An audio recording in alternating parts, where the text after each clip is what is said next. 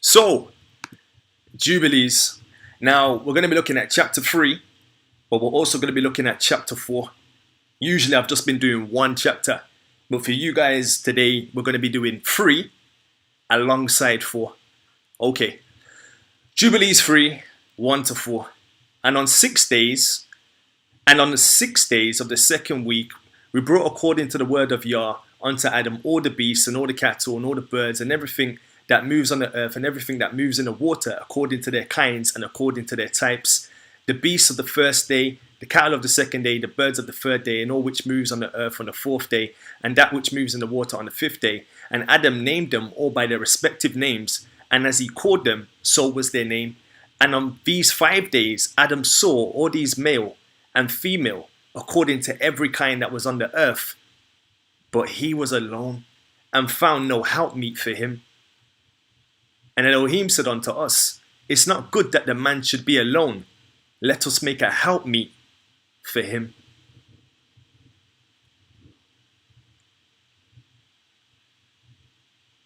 So we see on the second week of creation, that's when Adam was naming the animals on separate days. And the names that he gave them was the name that stayed with them. You know? Very interesting. But then as he's naming all of them, he's realizing, boy, I don't have a lady friend. I don't have a spare part. I don't have a spare rib. So they said it's not good that he should be alone. Let's make a helpmeet for him. Now, Jubilees 3, 4 to 7. And Elohim said unto us, it's not good for the man to be alone. Okay, I've already read that. And the Lord said unto us, it's not good that the man should be alone. Let us make a helpmeet for him. And the Lord our God caused a deep sleep to fall upon him. And he slept. And he took for the woman one rib from amongst his ribs. And his rib was the origin of the woman from amongst his ribs. And he built up the flesh in its stead and built the woman. And he awaked Adam out of his sleep. And on awaking, he rose on the 6th day and brought her to him. And he knew her and said unto her, This is now of my bones and of my flesh. She shall be called my wife, because she was taken from her husband. Therefore shall man and wife be one, and therefore a man shall leave his father and his mother, and cleave unto his wife, and they shall be one flesh. So most of us already know this account. It's going to get a little bit interesting.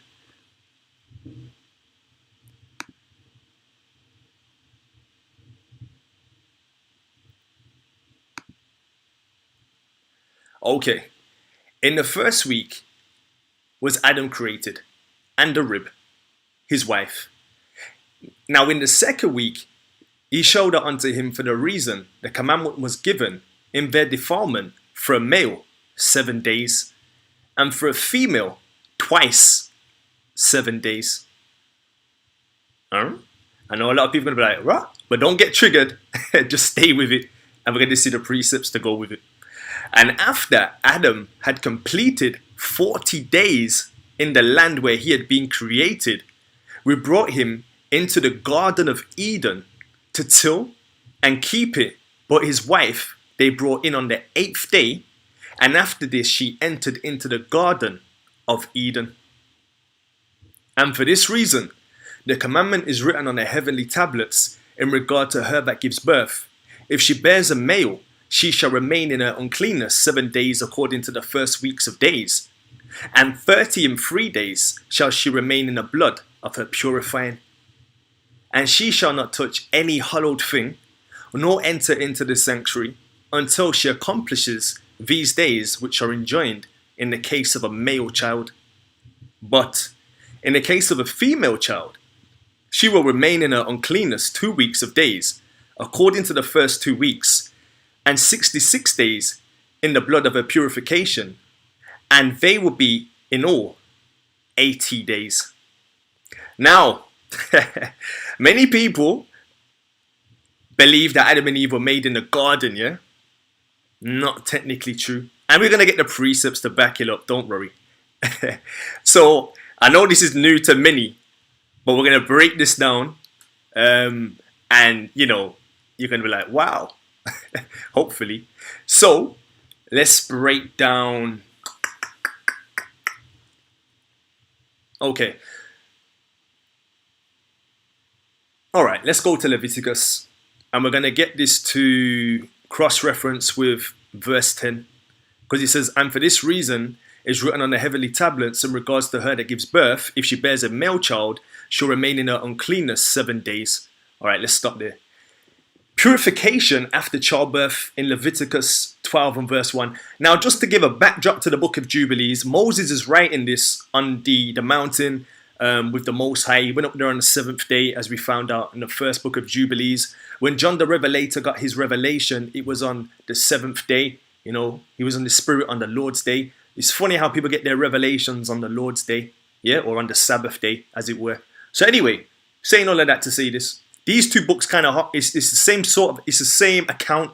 You know, Jubilees is talking about Moses in the mountain, the 40 days, getting a revelation of creation.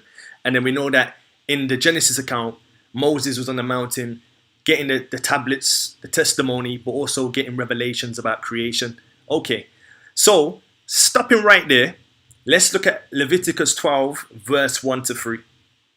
And the Lord spake unto Moshe, saying, Speak unto the children of Yasharal, saying, If a woman have conceived seed, and born a man-child, then shall she be unclean 7 days.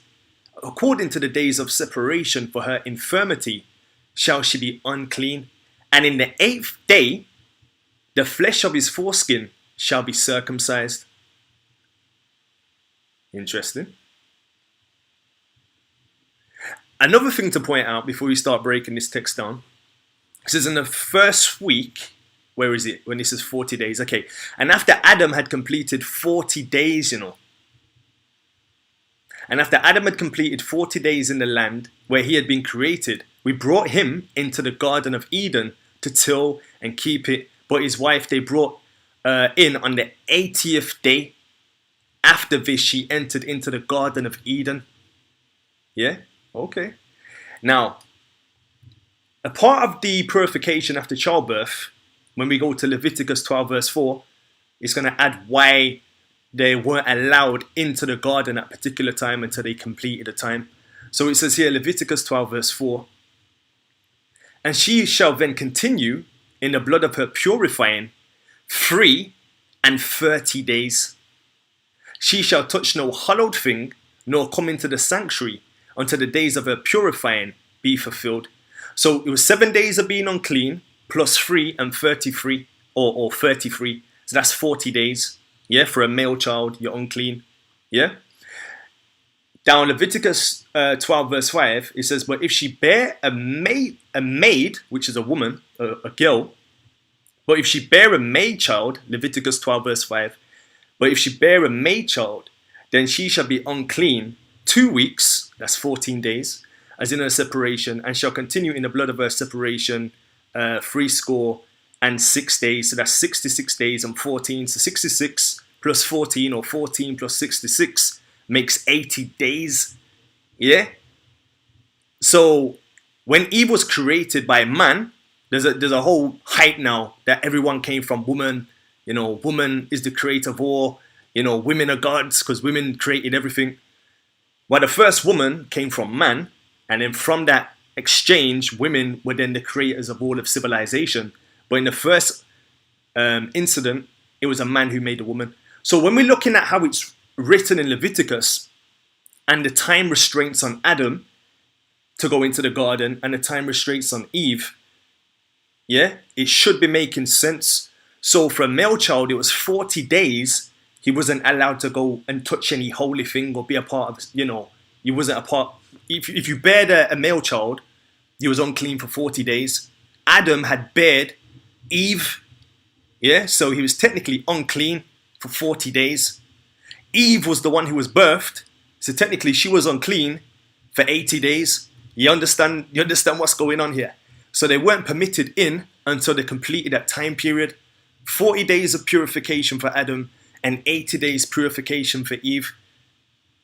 So they were still in the land doing their thing, but when it came to going into the sanctuary or going into the garden, they weren't permitted until they were purified which is we see the principle or the precepts in Leviticus from 12 verse 1 to 5. Yeah.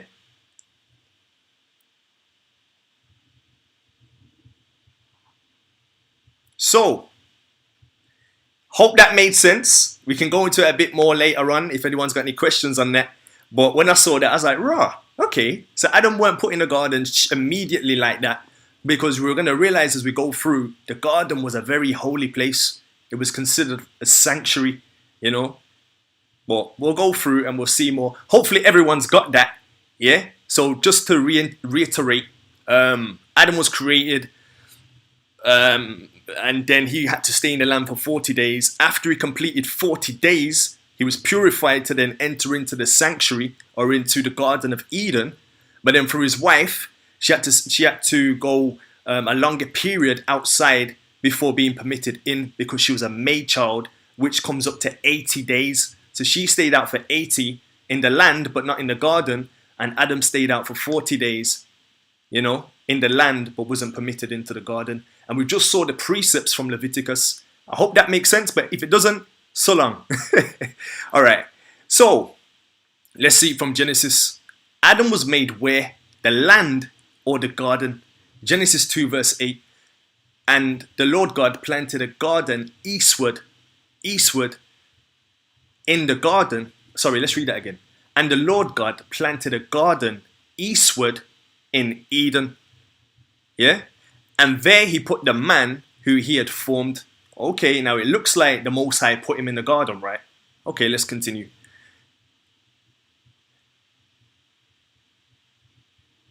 Genesis 2:15.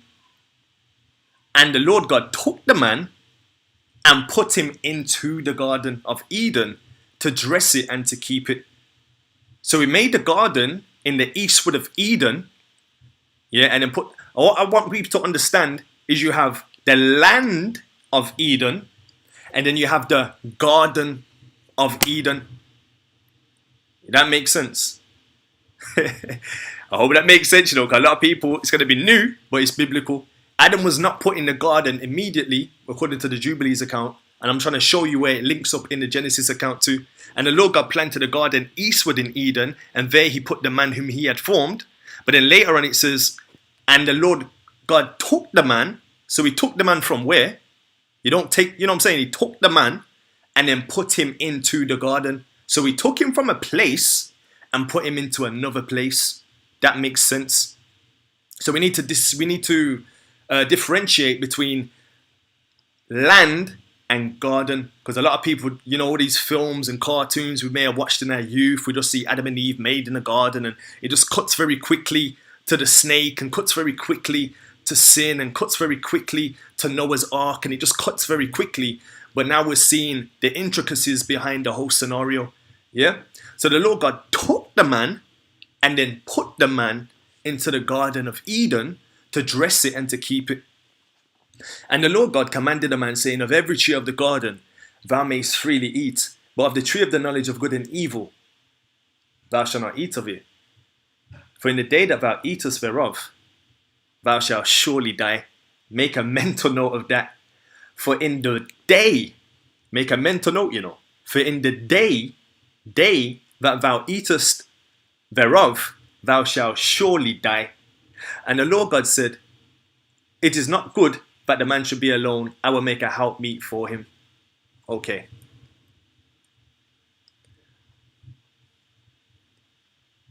And at this time, and at this point, is plausible to note that Eve wasn't made at this point, so he could go in the garden at that point, and he received the instruction alone at that point. And then when he made Eve, he had to spend the time out back in the land before he could then be brought back into the garden. Yeah. So at this point, Eve weren't made, so he could go into the garden and get the commandment, get the instruction. But then when Eve was made, taken out and then put back in. All right. So let's move on. Now, this is a quote that I got from a Jewish site in regards to why they have purifications and time periods. Yeah. It says, at childbirth, this same, but they call it a tradition. They wasn't really even able to pinpoint why they do it in the Jewish tradition. They wasn't really able to pinpoint it intricately, but we'll read the quote and you'll see what I'm saying.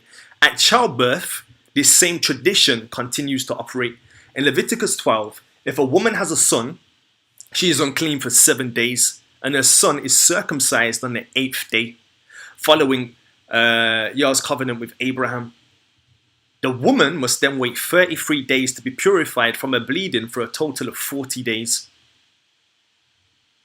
When a woman gives birth to a daughter, 2 differences are noted. First, instead of being unclean for 7 days, she's unclean for 14 days, or as twice as long. Second, instead of waiting 33 days until being purified, she must wait 66 days, again, twice as long, for a total of 80 days.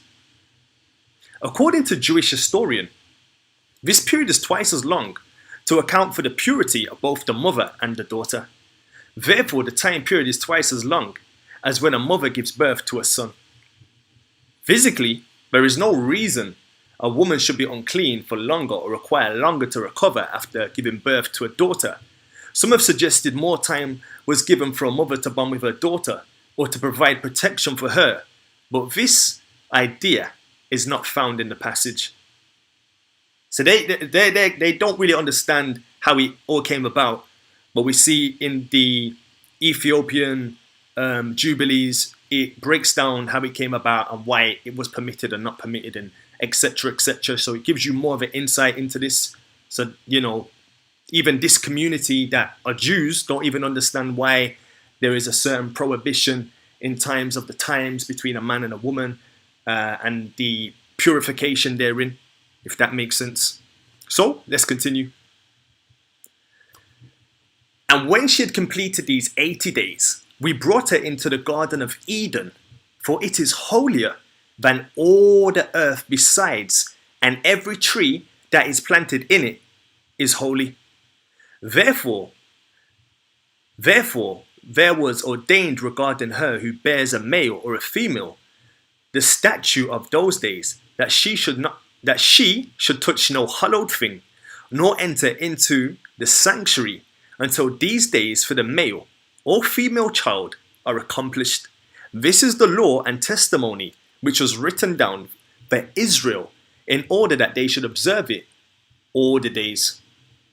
Again, Leviticus 12 verse 4, it says, and she shall then continue in the blood of her purifying 3 and 30 days. She shall touch no hallowed thing, nor come into the sanctuary until the days of her purifying be fulfilled. So the Garden of Eden was considered a very holy place. Yeah, a set apart place. And for them to even enter into that holy place, even before sin, even before the serpent, even before all of that jazz, yeah, there was still law and order, there was still hygiene, there was still like a kind of a hygiene law, I guess, in terms of coming into a holy place. I remember speaking to a man when I was part of the Adventist church, and he was like, he don't bring his daughter, or his daughters refuse to go to the church when they're on their monthly cycle. And I was like, I didn't know anybody. I was like, okay, that's interesting. Some other people kind of threw him under the bus and said he was radical to have that kind of perspective.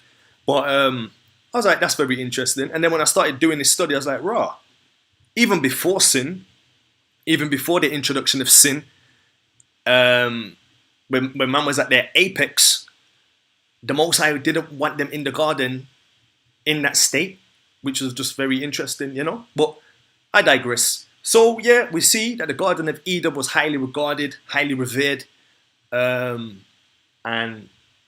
purity was needed to even enter in, which is similar to the sanctuary service. You had the courtyard, the holy place, and the most holy place. And to enter into a certain department or compartment, you'd have to be of a certain tribe or of a certain father to officiate in the sanctuary. And you'd also have to be fully abled. You couldn't be invalid. You couldn't be dilapidated, broken shoulder, twisted neck, arm on your leg on your arm. You couldn't be backwards. You had to be of a strong constitution to facilitate in the sanctuary. So I find that very interesting. But all right then, let's continue. So, what was their occupation and how long were they in the garden before temptation? So, what was their occupation and how long were they in the garden before temptation? So, what were their job and how long were they in the garden? Okay, let's find out. And in the first week of the first Jubilee, Adam and his wife were in the Garden of Eden. Where were they? Were they in the land or in the garden? They were in the Garden of Eden for 7 years, tilling and keeping it. And we gave him work. We instructed him to do everything that is suitable for tillage. Okay, let's pause. So, the Most High didn't just make them jobless. He gave them a job. But to answer the question, how long were they in the garden for? 7 years. And he tilled the garden and was naked and knew it not and was not ashamed. And he protected the garden. Now, what was he protecting the garden from?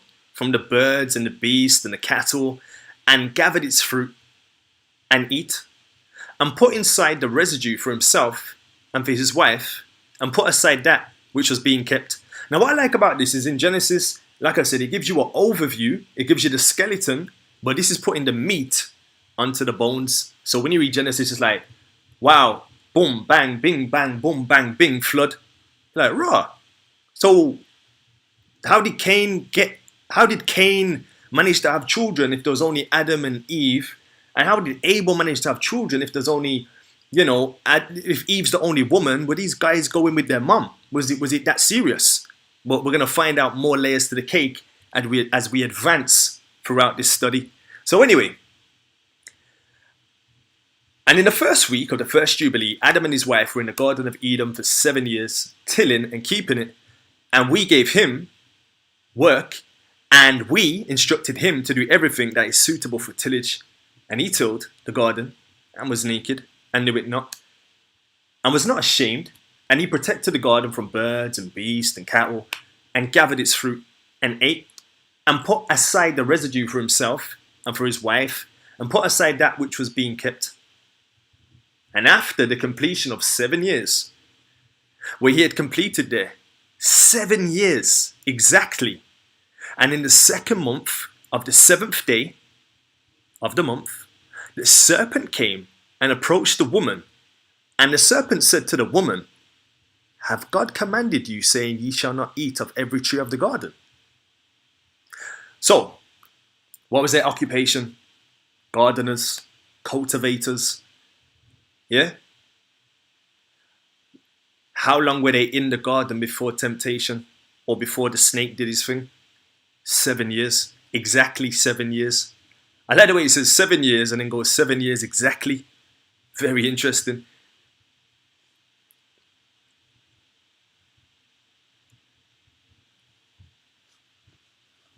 Jubilees 3:18-22. And she said to it, "Of all the fruit of the trees of the garden, God hath said unto us, eat, but of the fruit of the tree which is in the midst of the garden, God hath said unto us, ye shall not eat thereof, neither shall ye touch it, lest ye die. And the serpent said unto the woman, ye shall not surely die. For God knoweth that on the day ye shall eat thereof, your eyes will be opened, and you'll be as gods, and you will know good and evil." Interestingly, in the occult, there's a lot of emphasis on the eye. You find a lot of people trying to hold one of their eyes and cover one of their eyes, and a lot of emphasis on this eye stupidness, in terms of rebellion and this, that, and the other. And the woman saw that the tree, that it was agreeable and pleasant to the what? The eye. And that its fruit was good for food. And she took thereof and eat. And when she had first covered her shame, so what did she do first? She realized she was naked, Yeah? So butt and breasts, realized she was naked, and covered her shame with fig leaves. So she sinned and covered up straight away. Then she gave thereof to Adam, and he ate, and his eyes were open, and he saw that he was naked. And he took fig leaves and sewed them together, and made an apron for himself, and covered his shame. So they both did the crime, and didn't want to do no time. did the crime, but didn't want to do no time. Now, Job 31 verse 33 says, if I covered my transgressions as Adam by hiding mine iniquity in my bosom. Adam probably could have just said to the Most High, I'm speculating, this is just me speaking off record, not by any commandment.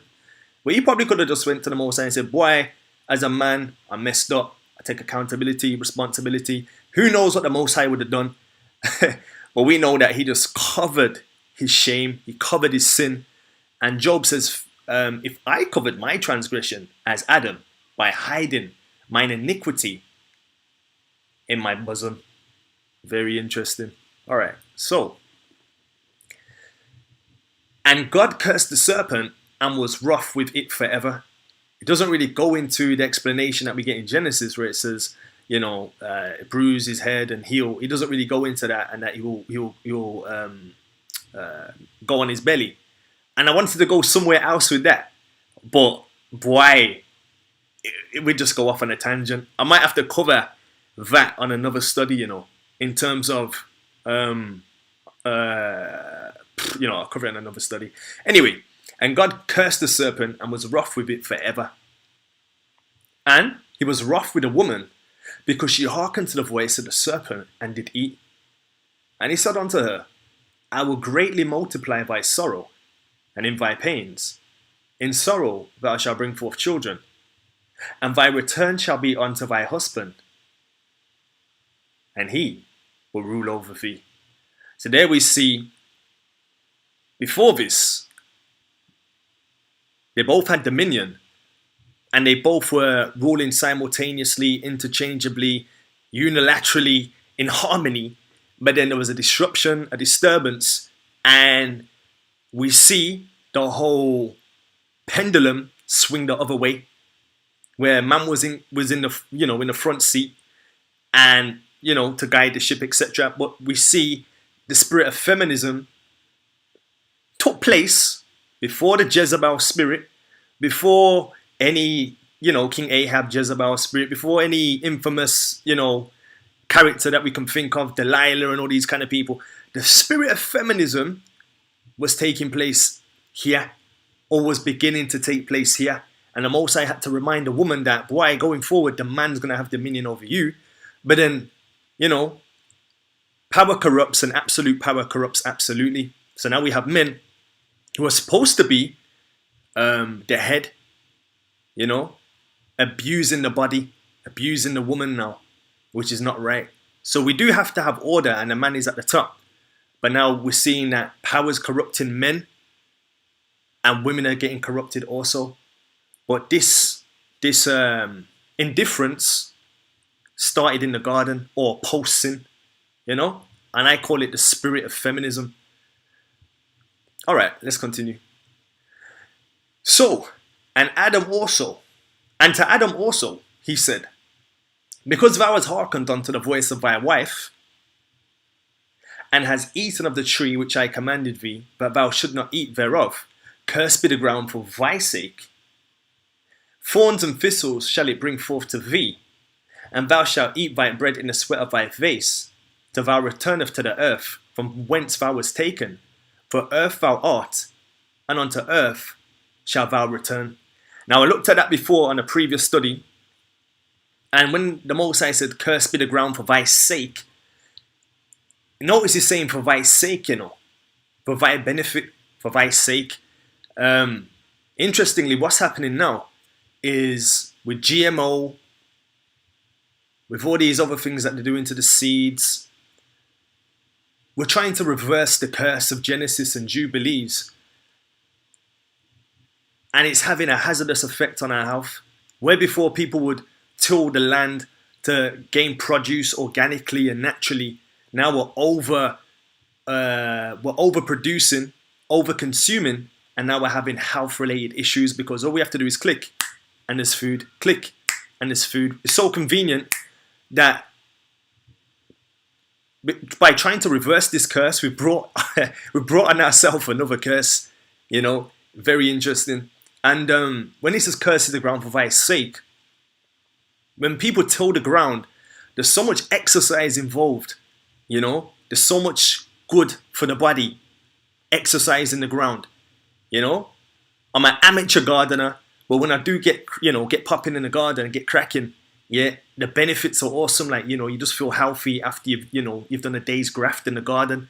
So even though the ground was definitely cursed and the thorns and the thistles and we're gonna, eat the bread in the sweat of our face, now by trying to reverse that over producing through, GMO, you can grow a pineapple in 3 weeks, 2 months, whatever. Because we're doing these things in extremes now, we're reaping a curse for trying to break the curse. The irony. Anyway, and he made for them coats of skin and clothed them and sent them forth from the garden of Eden. So notice, he sent them from the garden of Eden. So they're still in the land of Eden, but they were kicked out of the garden, which was in Eden. Yeah? Like, for example, let's just say you're from London and you get kicked out of your house. Have you been kicked out of London or have you been kicked out of your house? You've been kicked out of your house, right? But you're still where? In the land of what? London. But you're just no longer allowed back into what? Your house. Just to make you guys see. And on that day on which Adam went forth from the garden, he offered as a sweet savour an offering, frankincense, galbanum, stati, and spices in the morning with the rising of the sun from the day when he covered his shame.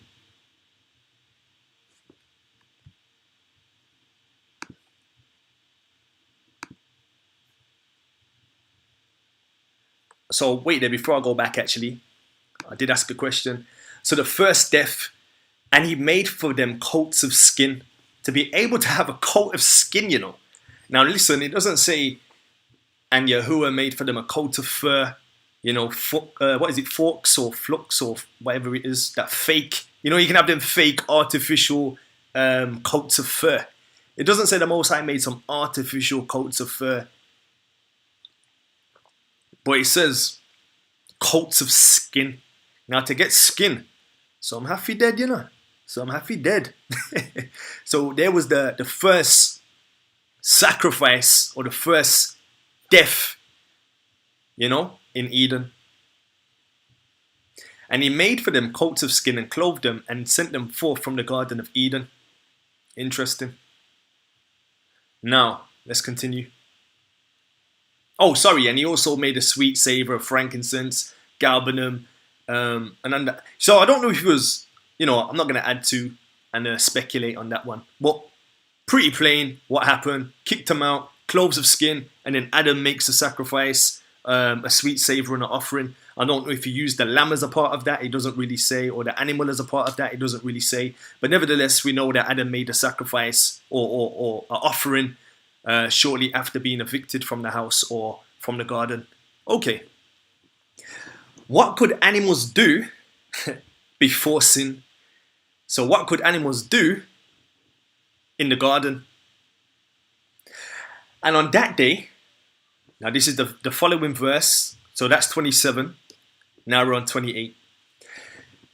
And on that day was closed the mouth of all the beasts, and of the cattle, and of birds, and of whatever walks, and of whatever moves, so that they could no longer speak. For they all had spoken, one with another, with one lip, and with one tongue. And he sent out of the Garden of Eden all flesh that was in the Garden of Eden, and all flesh was scattered according to its kinds and according to its types unto the places which had been created for them. So we see here that animals, according to the book of Jubilees, were able to communicate verbally with one another. There was a common language per se. And then it's interesting that when you see certain films like Dr. Dolittle with Eddie Murphy, that you might have seen growing up, he's talking to the bear, talking to the snake, talking to the dog, talking to the whatever.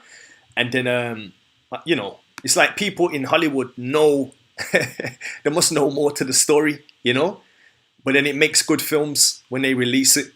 And we know that in Numbers, Yahuwah opened the mouth of an ass, and she said unto Balaam, what have I done unto thee that thou smitest me these 3 times? So we know that the Most High has the capacity, to open the mouth of anything and make anything speak. And interestingly, the language is more or less borderline the same. Because if you look at verse 28, it says, and on that day was closed the mouth of all beasts. Stop. Let's go to Numbers 22:28. And the Lord opened the mouth of the ass. So he closed the mouth of the beast, and he opened the mouth of the ass. Same sort of language of closing and opening. And today, there's sort of a Garden of Eden relic, for want of a better word, which we could say is the parrot, which kind of reminds us on a micro level of the gift of speech being found in animals. I mean, a bird, his brain is so small that it's actually a derogative slur. Like someone will say, you're a bird brain, you're a bird brain, because birds generally, they're not the brightest in the bunch. But nevertheless, when I was in Spain, I happened to go to a show, an animal show. I might have to upload it onto YouTube, and boy, they train their animals to do some amazing things, amazing things like whales, to do like killer whales, to do some amazing things, and dolphins and parrots. So even though they have that stigma of bird brain, a lot of birds are quite intelligent. But interestingly, we see it's something as so-called dumb as a parrot, a bird brain, is able to speak or to imitate human voices. So that's just interesting in and of itself. Now, 29.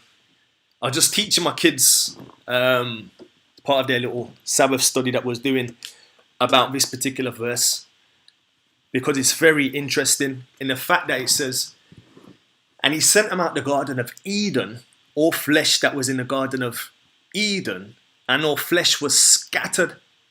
Now, did the Most High just scatter the animals like there was just some random, hogwash? Did he just scatter them like, Adam and Eve sinned, you guys get out of the garden and just do your own thing, survival of the fittest, you go run that way, you run that way, and just, hopefully you make it alive and get to your destination? Is that kind of what happened?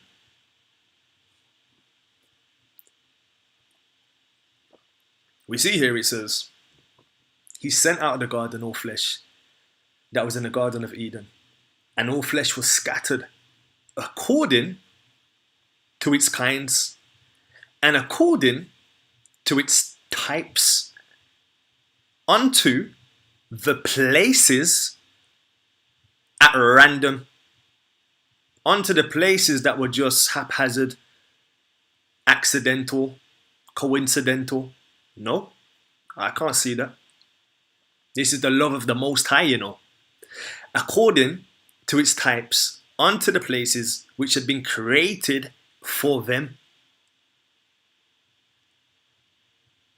Now we know 1 Corinthians 14 verse 40, let all things be done decently and in order. So he didn't just leave them to be, survival of the fittest, out of order, running rampant. The polar bear in the desert, the camel in the Antarctic, the frog in the Sahara, the scorpion in the water. He was very clinical, very meticulous, very diligent, and he formed different habitats that were habitable for the animals to then survive. And not just to survive, but to thrive. And I was teaching my children that earlier, and I was teaching them about their bedrooms and saying, what's your bedroom? And they said, that's their bedroom. And I was trying to link it to teach them that the Most High made animals bedrooms the same way mum and dad have gave them personal bedrooms for them to grow up in and to, and they could understand, and they were adding to the study, man. And it was amazing. Well, I just wanted to highlight that to you, that nothing was by accident. Everything was, you know, carefully considered and created accordingly. Okay, let's move on.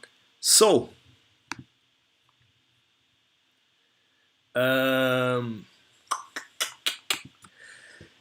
another interesting prophecy. Sorry for the nudity, for the 12 o'clock crowd and for the 1 o'clock crowd and the 3 o'clock crowd and all the crowds. But the nudity is blurred out. But on the statue, I must have forgot to blur out the piece, so apologies. But anyway, okay, verse 30 to 31. Now, remember this, you know. Actually, no, allow it. I'll leave it. We'll read on. And to Adam alone did he give the wherewithal to cover his shame of all the beasts and cattle.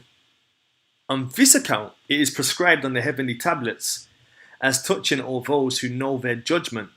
Sorry, let me read that again. And to Adam alone did he give the wherewithal to cover his shame of all the beasts and cattle.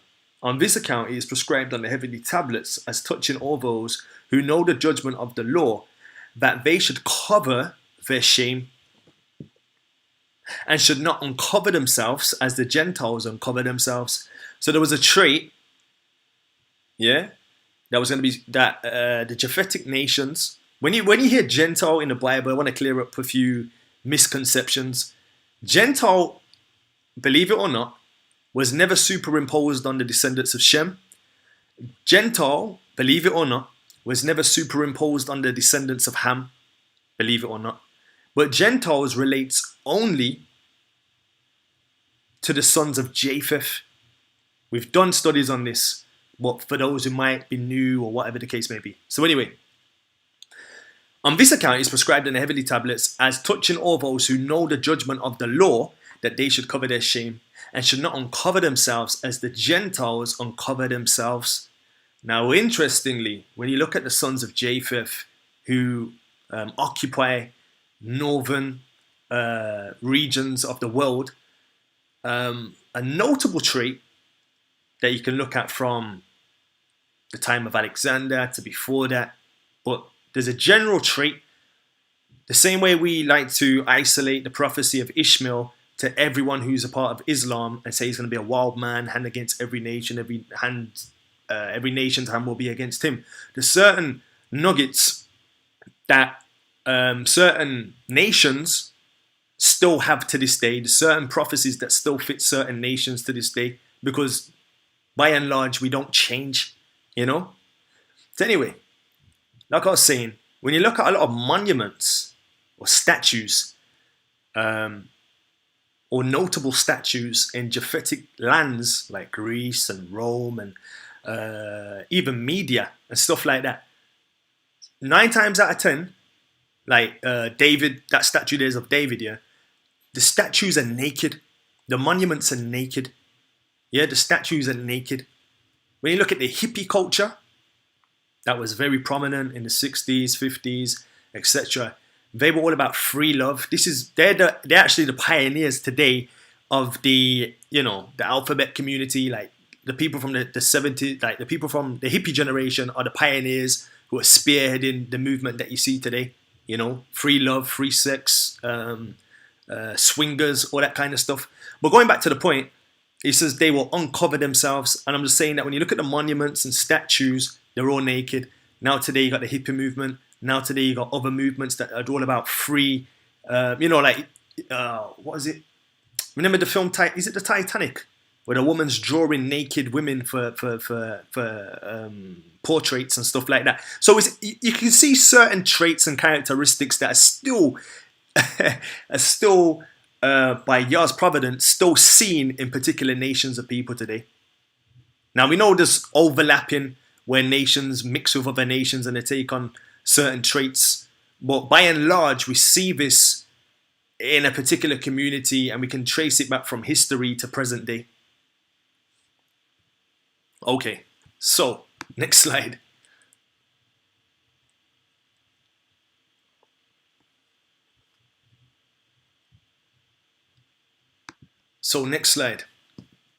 Where did they fall? Where did they dwell after Eden? And on the new moon, of the 4th month, Adam and his wife went forth from the Garden of Eden, and they dwelt in the land of Elder, in the land of their creation. Now, I think Elder could possibly mean Eden, a mistranslation or another name for Eden, potentially. I don't know. I tried to research Elder, and I couldn't really find any information. It was telling me it was a village in Spain or something like that. So, it is what it is. But on the new moon of the 4th month, Adam and his wife went forth from the Garden of Eden, and they dwelt in the land of Elder, in the land of their creation. So they were created in the land of Eden. They got kicked out of the Garden of Eden and had to go back into the land of Eden. So they couldn't be in that holy set apart place with the Most High because of their sin. And Adam called his wife, and Adam called the name of his wife Eve, and they had no son till the first Jubilee. And after this, he knew her, and he tilled the land as he had been instructed in the Garden of Eden. Now, when you hear Jubilees, I think Jubilees is, Jubilees is 7. So like, when you hear if you hear something like 2 weeks of Jubilees, that means 14 years. If you hear 1 week of Jubilees, that's 7 years, and so on and so forth. Just so you understand, when you hear Jubilee or Jubilees, it's 7 years. So they were kicked out of the garden, but they were never kicked out of the land. Hope everybody's seeing that. Okay. So going back to that.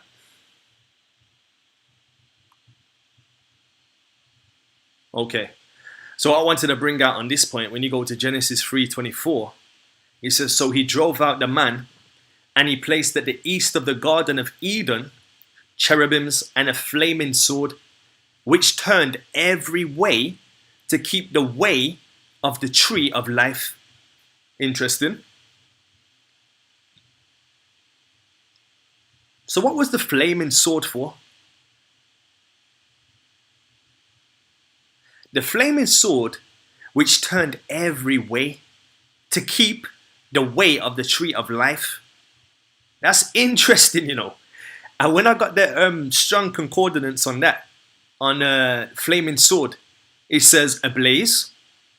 Also, from the idea of enwrapping, magic, as covert, flaming, enchantment. Now we know the Most High don't do magic, and the Most High doesn't do enchanting. What's being suggested is potentially, in my opinion, so take it with a pinch of salt, this is just me trying to make sense of the definition that's given. The flaming sword was something to disguise accessing back into the garden. So the garden was still on the land, but in terms of being able to get into the garden or to locate the garden, it was hidden or made to or enwrapped, because it says in there that from the idea of enwrapping. And then when I researched or looked at what enwrapping was in the Collins English Dictionary, it says enwrapping is to cover up or to envelope, usually passive to engross or absorb. So we know it's not passive to engross or absorb, but it could potentially be to wrap or cover or envelope. So then I just started thinking, why? When you watch that Black Panther film, and they're going to, what is it, Wakanda, and the plane things just flying through the air, and then it goes through this barrier, which looks like it's just in the land. There's just forestry, and as he goes through the barrier, it's like a whole new world.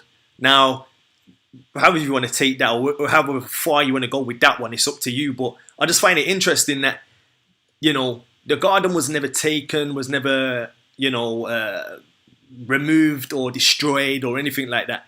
The Most High just took the man out of the garden, and then he set up cherubims who had a flaming sword, which turned every way. But what was the purpose of the cherubim? What was the purpose of the flaming sword? What was the point? It was to keep the way of the tree of life. I just find that interesting. And I thought, why? That's interesting. And you know what, yeah? The study was going to close and end here, This is where the study was going to end originally. And then I thought, okay, let's continue on to chapter 4. So that's the end of chapter 3 of the book of Jubilees. And now we're going to continue into chapter 4.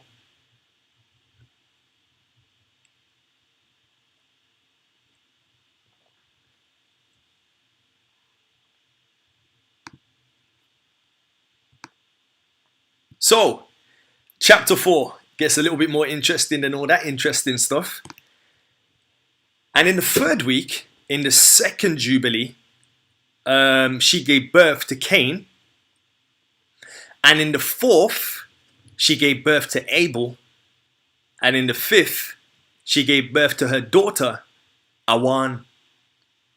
So in the third, what was the question? What was the name of the third child?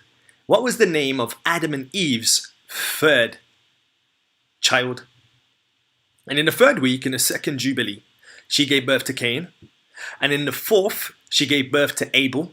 And in the fifth, she gave birth to her daughter, Awan. So remember I asked at the beginning, some people speculate, because in Genesis it doesn't really mention any women outside of Eve, that Adam, like all the sons, like, you know, like some queen bee mentality, like everyone went with their mum. I've heard this by some people. They said everyone went with Eve to procreate because there was no woman. How do you have, you know what I'm saying? A lot of people to say some things, you know, rightfully or wrongfully so, because, you know, they was unable to fill in the blanks. But what Jubilees does, by Yah's grace, is fill in the blanks without damaging what's already been written. It just adds to, or not adds to, because someone say, oh, you're adding to, you're taking away. And people get triggered. But it complements, yeah? And to be fair, as we looked at on the first account of Jubilees, Jubilees was considered canonical in the first century of Christianity and Christendom. But then we saw how it was removed by a rabbi, a kafiva, and all that kind of stuff. We looked at that on series 1. But anyway, let's continue. Jubilees 4, 2-5. And in the first year of the third Jubilee, Cain slew Abel because God accepted the sacrifice of Abel and did not accept the offering of Cain. And he slew him in the field, and his blood cried from the ground to heaven, complaining because he had slain him. And the Lord reproved Cain because of Abel, because he had slain him, and he made him a fugitive on the earth because of the blood of his brother, and he cursed him upon the earth. And on this account it is written on the heavenly tablets, cursed is he who smites his neighbour treacherously, and let all who have seen and heard say, so be it. And the man who has seen and not declared it, let him be accursed as the other. So, it's saying there, okay, let's read off Genesis 4:11. And now thou art cursed from the earth, which have opened her mouth to receive thy brother's blood from thy hand. Question. He's saying there, you're going to be a fugitive. But how can you be a fugitive when there's only a set amount of people that are living right now?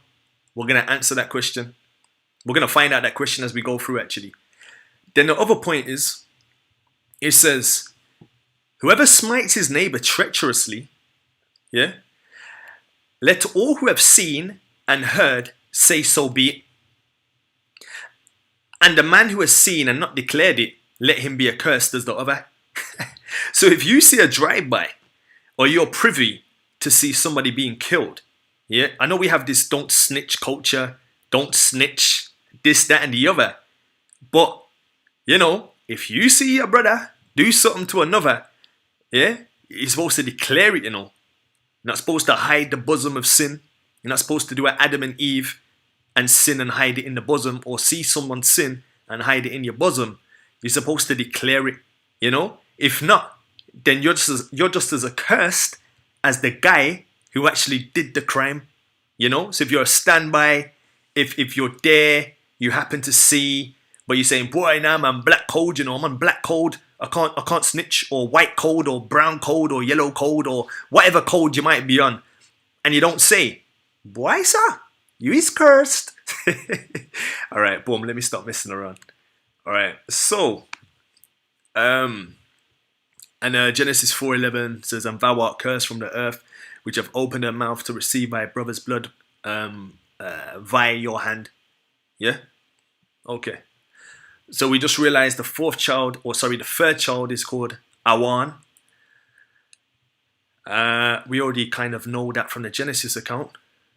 Okay. Who was the fourth child? Or what was the fourth child's name? Jubilees 4, 6 to verse 8. And for this reason, we announce, when we come before the Lord our God, all the sin which is committed on heaven and on earth and in light and in darkness and everywhere. So that's going with the other verse where it says, if you don't say, then you're cursed. Yeah, and he's saying, and for this reason, this is why you have to announce before the Lord of our God all the sin which is committed in the heaven, on the earth, and in the light, and in the darkness, and everywhere. So not supposed to be privy or an accomplice to sin. We're supposed to expose sin. But I think everybody got the point. Okay. Adam and his wife mourned for Abel 4 weeks of years.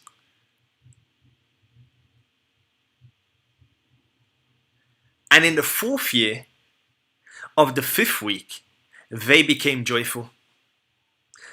Why? And Adam knew his wife again, and she bare him a son. And he called his name Seth, for he said, God has raised up a second seed unto us on the earth, instead of Abel, for Cain slew him. And in the 6th week, he begat his daughter, Azurah. 1 second.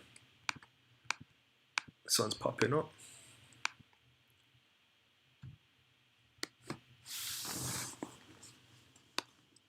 So what was the name of the 4th child? Azurah. What was the name of the 3rd child? Awan. What were these children? Were they men or were they women? 2 women, 2 daughters, 2 sons. Well, technically it would have been 3 sons, but you know the politics that just happened. So now there's 2 sons and 2 daughters.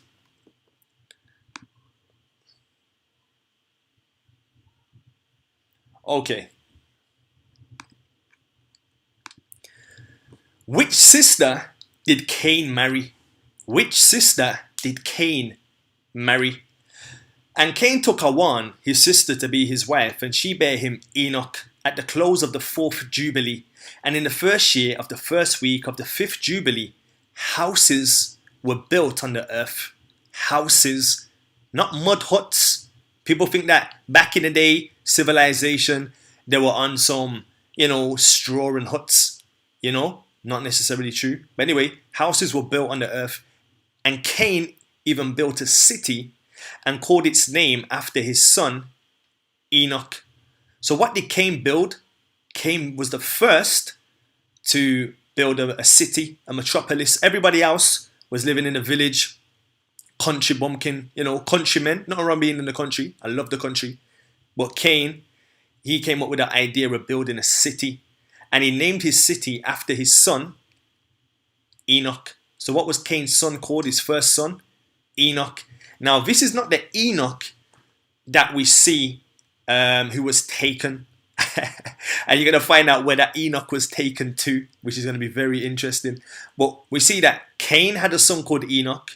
And we're going to find out that somebody else also had a son called Enoch. But these 2 Enochs are not the same. These 2 Enochs are not the same. Genesis 4:17. And Cain knew his wife. Now, Genesis doesn't mention the sisters, probably due to the biases of the Bible writers of that time, Eurocentric, kind of put down women to a certain degree. So they probably wouldn't have recorded it. I don't know. I'm just speculating. So anyway, Genesis 4:17 just says, just randomly, no mention of any daughters or anything like that. It just says, and Cain knew his wife, and she conceived, and bare Enoch, and he builded a city, and called the name of the city after his son, Enoch. That's it. Nothing more, nothing less. But now we see the same account in Jubilees, adding more meat to the bones, more muscles to the skeleton. And he's just saying, boy, Cain took Awan, his sister, to be his wife, and she bare him Enoch at the close of the 4th Jubilee. And in the 1st year of the 1st week of the 5th Jubilee, houses were built on the earth. And Cain built a city and called its name after his son. So there's the precept in Genesis, and there's your Jubilees.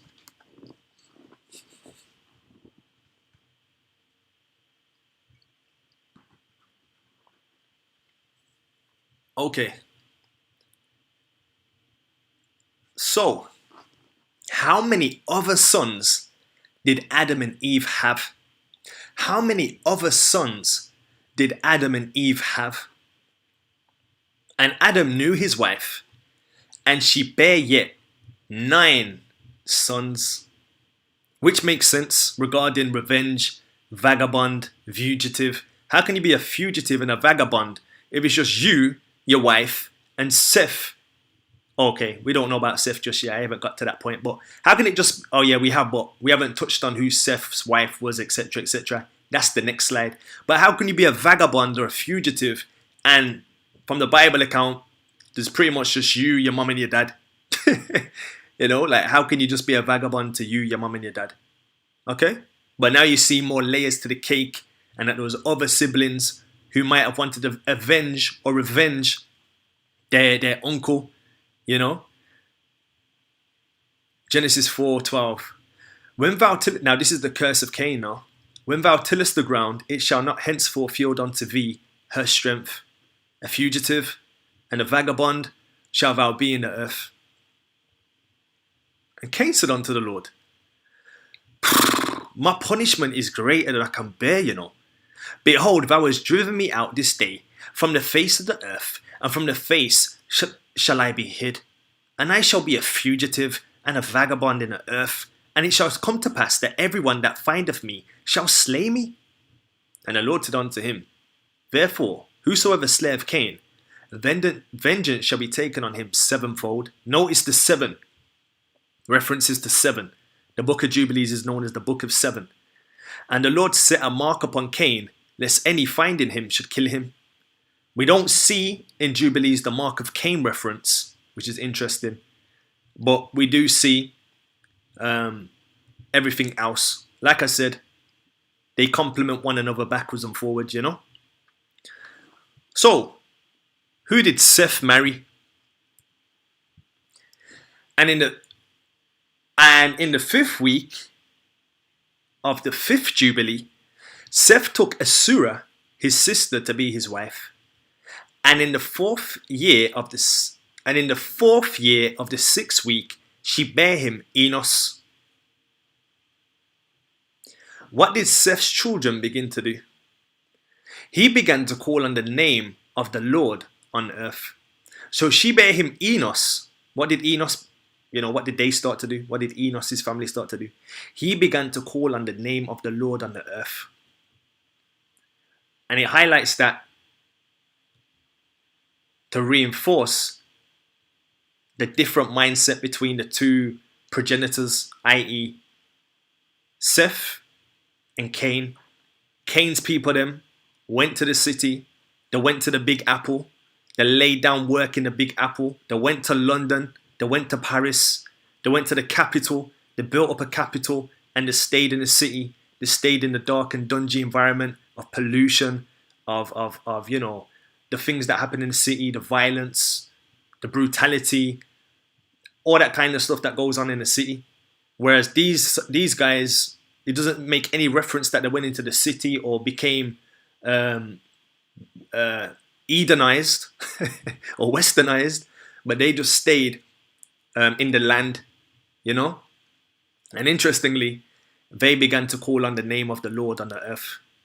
And if it's saying that they began to, and it's making a reference to them doing that, then we can summarize or surmise that Cain's posterity weren't doing what Enos was doing.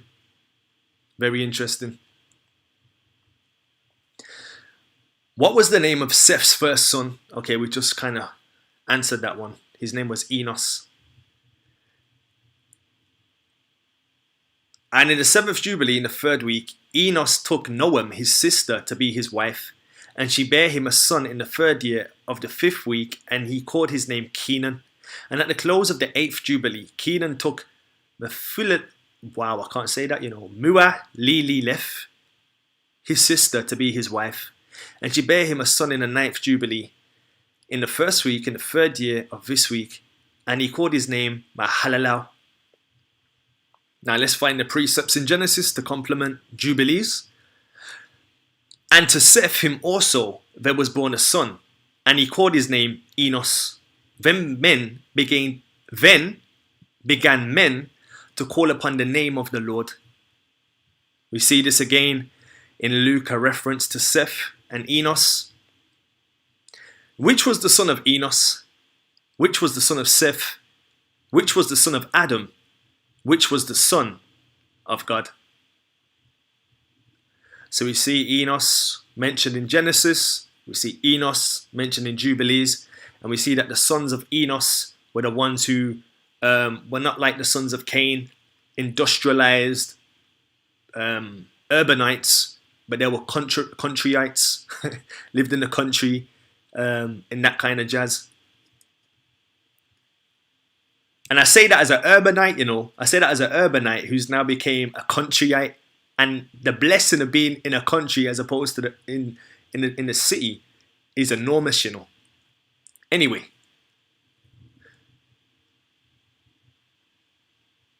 who visited during the time of Gerard or Jared? And in the second week of the 10th Jubilee, Methuselah took him to wife Dinah, the daughter of Barachel, the daughter of his brother, and she bare him a son in the third week in the 6th year. And he called his name Jared or Gerard, for in his days the angels of the Lord descended on the earth, for those who are named the watchers, that they should instruct the children of men, that they should do judgment and uprightness on the earth. So who visited during the time of Gerard or Jared? The watchers. What was their job? Their job was to instruct the children of men that they should do judgment and uprightness on the earth. We also see these watchers involved in the judgment of Nebuchadnezzar. Daniel 4 verse 17. The matter is by the decree of the watchers, and the demand by the word of the holy ones, to the intent that the living may know that the Most High ruleth in the kingdom of men, and give it to whomsoever he will, and setteth up over it the basest of men. So we see a reference to the watchers in Daniel, and we see watchers in Jubilees. They came at the time of Jared, and they had a job which was to instruct the children of men, and that they should do judgment and uprightness. So they were like the Most High's ambassadors for his kingdom, since they were kicked out of the garden and couldn't fellowship with him directly. They had these angelic ambassadors who were teaching them the ways of Yah and how to conduct themselves uprightly. Interested?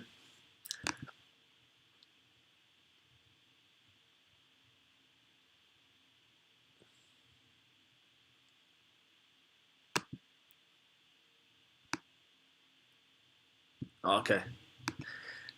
What was the name of Seth's great-great-grandson? And in the 11th Jubilee, Gerard took himself a wife, and her name was Barak, the daughter of Rasuiah, a daughter of his brother, in the 4th week of Jubilee. And she bare him a son in the 5th week, in the 4th year of Jubilee. And he called his name Enoch. And he was the first among men that are born on earth, who learnt writing and knowledge and wisdom, and who wrote down the signs of heaven, according to the order of their months in a book, that men might know the seasons of their years according to the order of their separate months. And he was the first to write a testimony, and he testified to the sons of men among the generations of the earth, and recounted the weeks of the Jubilees, and made known to them the days of the years, and set in order the months, and recounted the Sabbaths of years, as we made them known to him. So Enoch was a literate man, he was a knowledgeable man, he was a wise man, and he had an understanding of the signs and of the times, and he reiterated his understanding. He didn't keep it to himself, but he shared it with the people of his day. So the name of his great-grandson was Enoch, and we just explained what was special about him. So what revelation was shown to Enoch by the watchers? What revelation was shown to Enoch by the watchers? Give me 2 seconds and I'll come right back. Yeah, apologies for the delay. So back now. So the question is, what revelation was shown to Enoch by the watchers?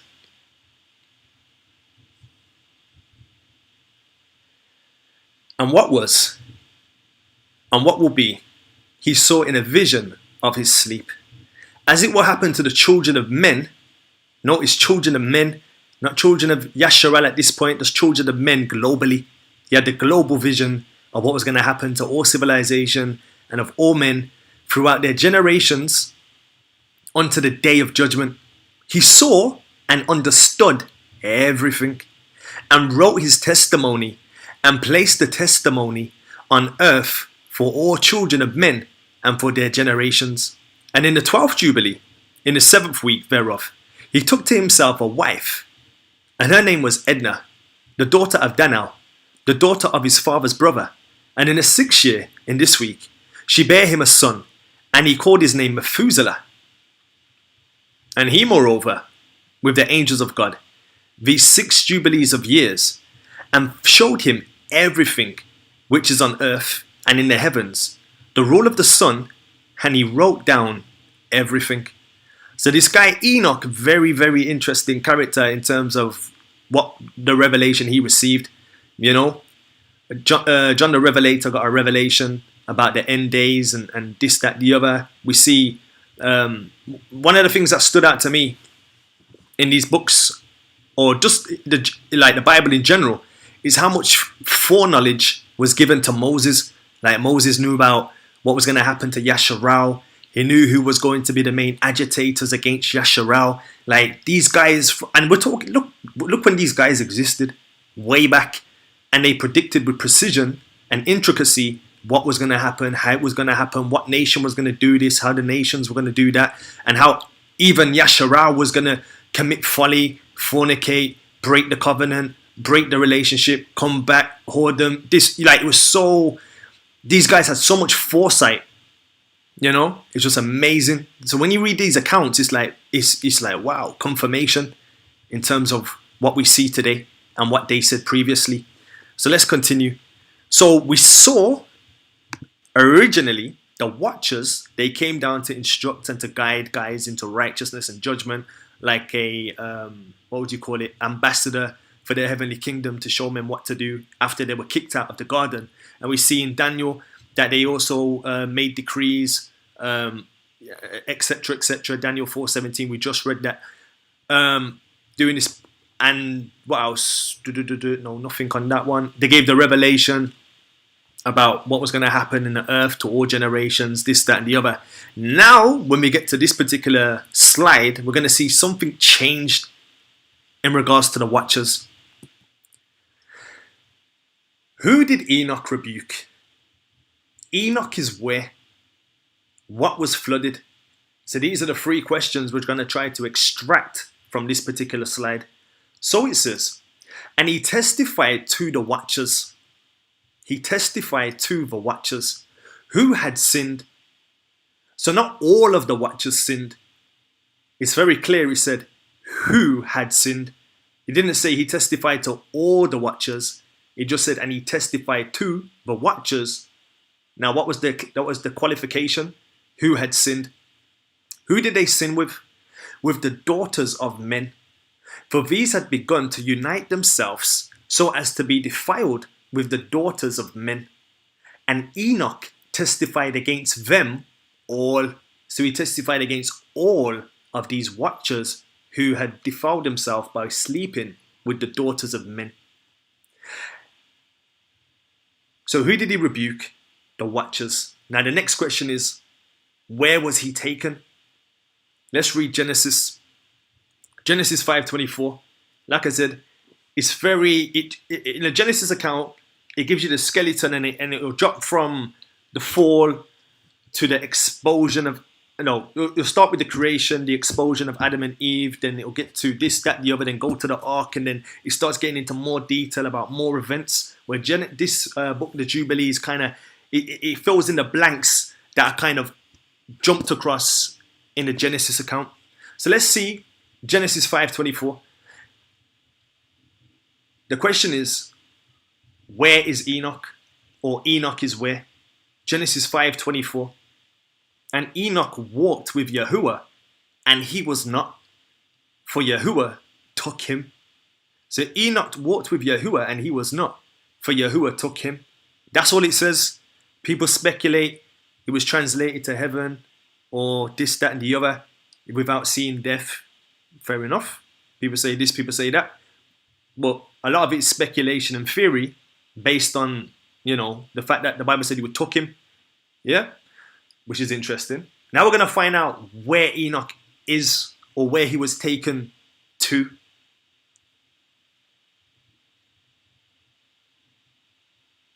Verse 23. And he was taken from amongst the children of men, and we conducted him into the garden of Eden in majesty and honor. And behold, there he writes down the condemnation and judgment of the world, and all the wickedness of the children of men. And on account of it, God brought the waters of the flood upon all the land of Eden, for there he was set as a sign, and that he should testify against all the children of men, that he should recount all the deeds of the generation until the day of condemnation.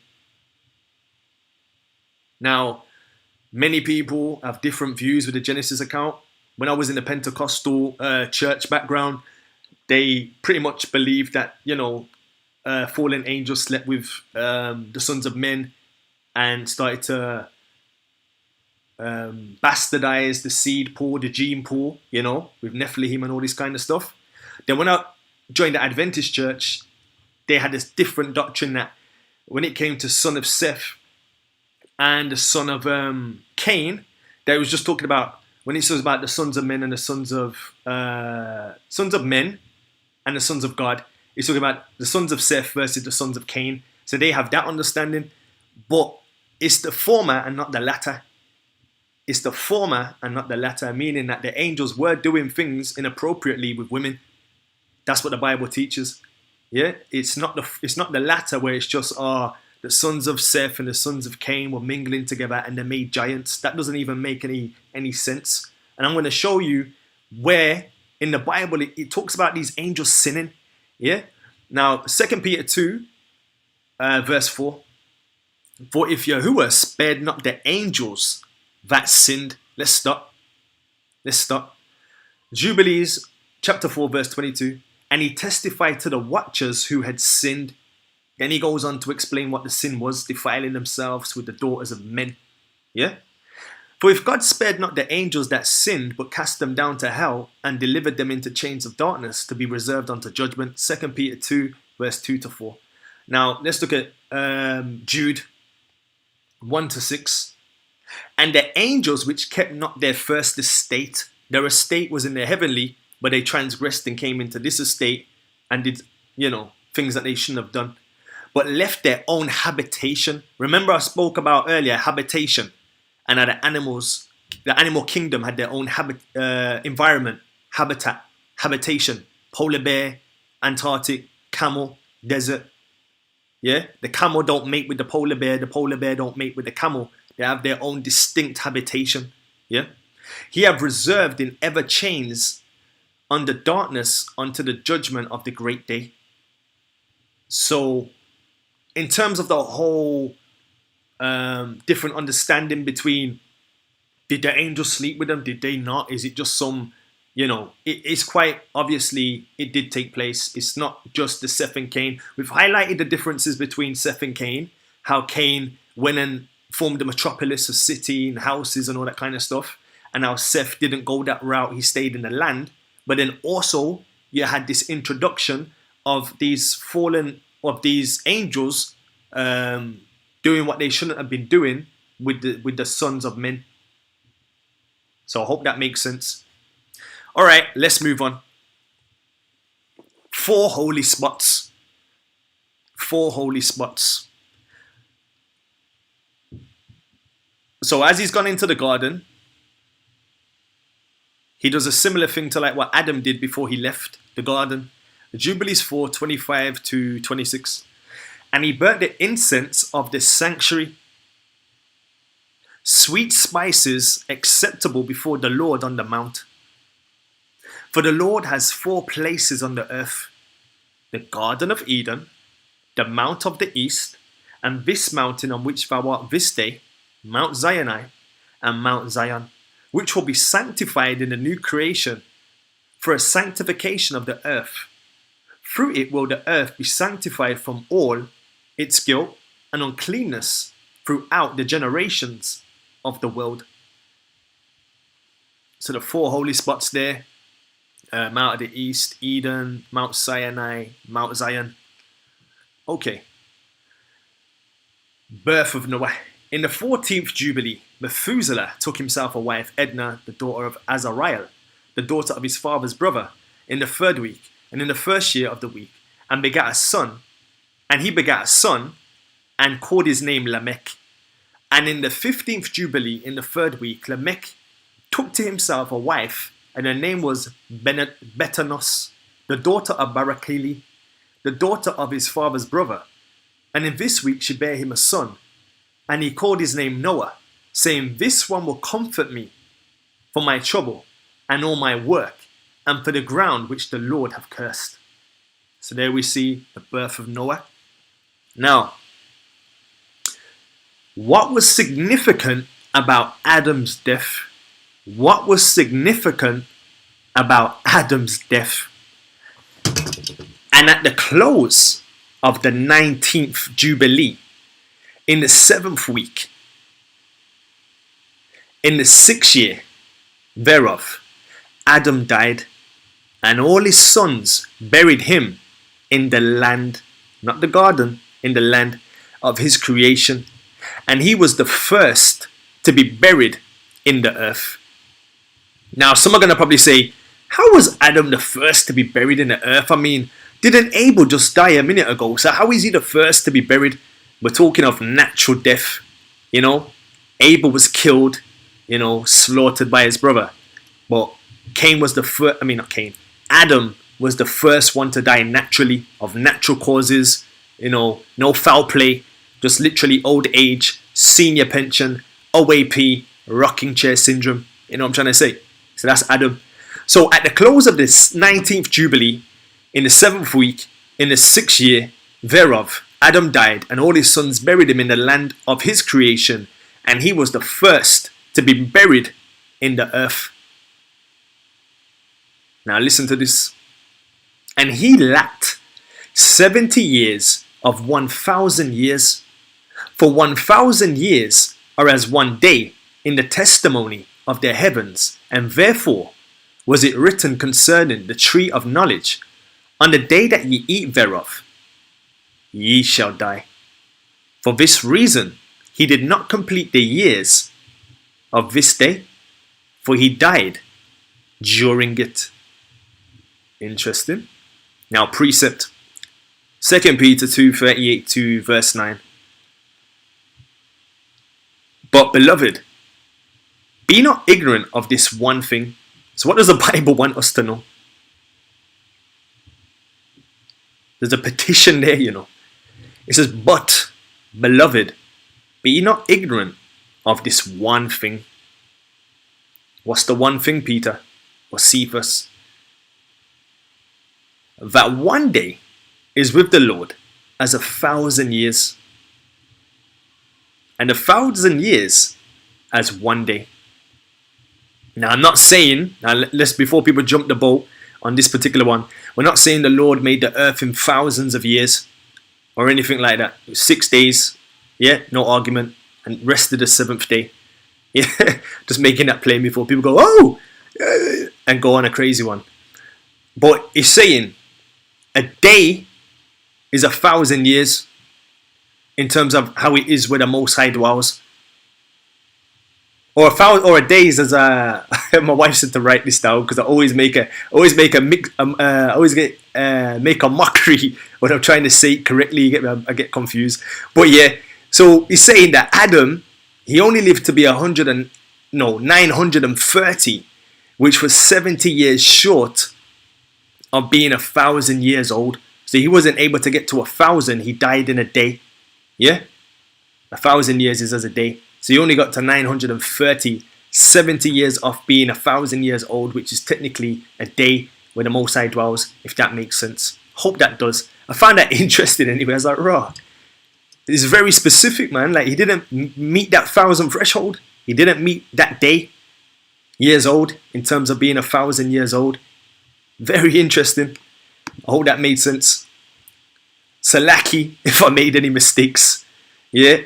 But yeah. Alright, boom. So I found that interesting. I was like, raw, man like Adam died just under 1,000 years old, which was to, like Jubilee says, for this reason, he did not complete the years of this day, for he died during it. 70 years off 1,000, you know. Imagine that. So not only did that animal die as a result of the sin and clothed them with the skin, because often the argument is, what died in the same day? You know, because it says, in the day you eat, you would die. So then people say, quite logically, the animal skins, an animal was killed. So that was the animal that was killed for the transgression of sin, which I agree.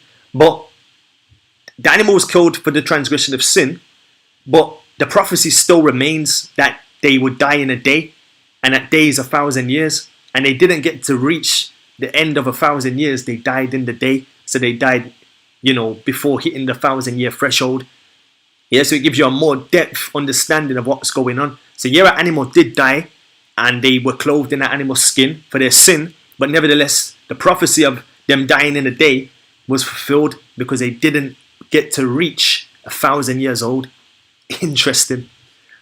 Alright, let's move on. So, what was significant about Cain's death? What was significant about Cain's death? At the close of this Jubilee, Cain was killed after him in the same year.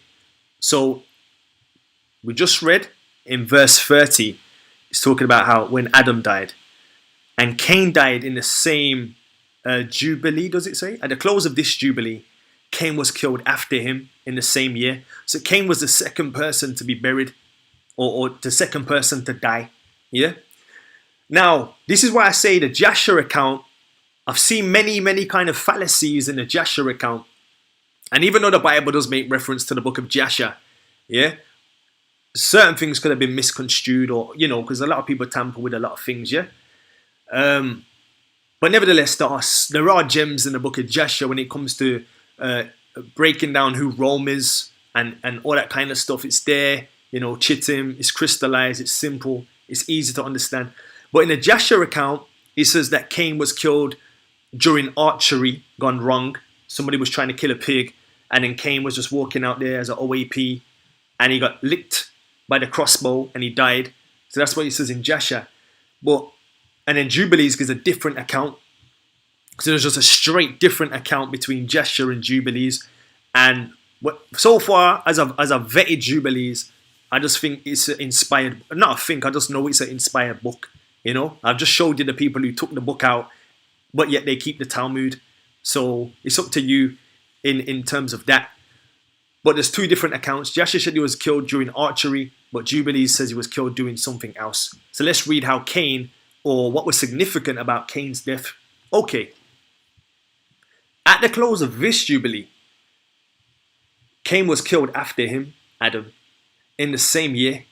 Why? For his house fell upon him, and he died in the midst of his house.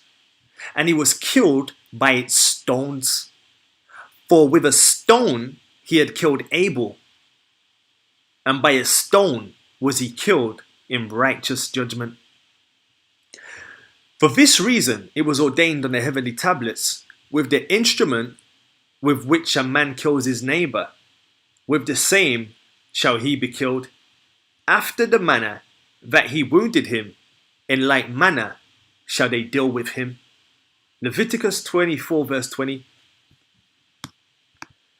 Breach for breach, eye for eye, tooth for tooth, as ye have caused a blemish in a man, so shall it be done unto him again. There's the precept. Now we know ultimately the Most High is going to rain judgment, equitable judgment, not equality, not equal judgment, but equitable judgment. And it's going to be breach for breach, eye for eye, tooth for tooth. But he's going to be doing the vengeance, not us. Yeah? But it's just showing you the precept and the parallel between the two. All right, almost finished. Noah's wife was called what? And in the 25th Jubilee, Noah took to himself a wife, and her name was Emzara, the daughter of Rachel, the daughter of his father's brother. In the first year, in the 5th week, and in the 3rd year thereof she bare him Shem, and in the 5th year thereof she bare him Ham, and in the 1st year, in the 6th week, she bare him Japheth. So what was Noah's wife called? Emzara, or Emzara, or Emzara, yeah. Okay, I hope you found all of this interesting, and as always, provoking thought.